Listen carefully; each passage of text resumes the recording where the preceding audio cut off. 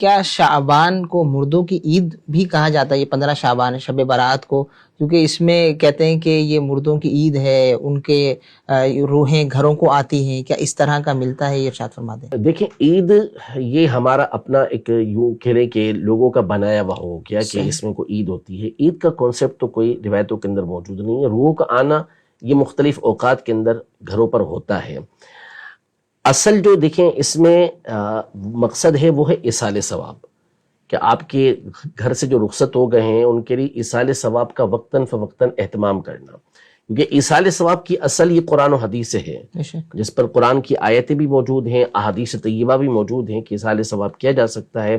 اور جو چیز بھی شریعت مطہرہ کے دائرے کے اندر ہوگی، شریعت کے کسی اصول سے ٹکراتی نہیں ہوگی، تو قرآن کی ان آیات اور احادیث طیبہ کے مطابق اس پر عمل کرنا، اس طریقے کو اختیار کرنا بالکل درست ہوگا، جائز ہوگا، مستحب ہوگا، اس پہ کوئی حرج نہیں ہوتا۔ ہاں، اگر جیسے ابھی ہمارا دارالفتہ کا سلسلہ تھا تو اس میں ایک سوال یہ آیا کہ شعبان کے پہلے جمعہ کے دن ہمارے یہاں پر یہ فاتحہ دی جاتی ہے، اور یہ خیال ہوتا ہے کہ اگر یہ فاتحہ نہیں دیں گے تو روحوں کی آپس میں ملاقات نہیں ہوگی۔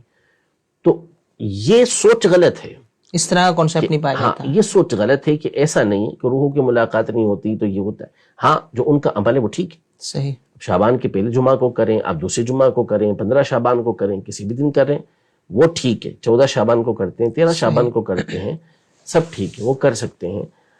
لوگوں کو یہ بتایا جائے گا کہ یہ آپ تصور نہ رکھیں، آپ ویسے ہی اپنے مردوں کو، اپنے مرحومین کو ایصال ثواب کریں۔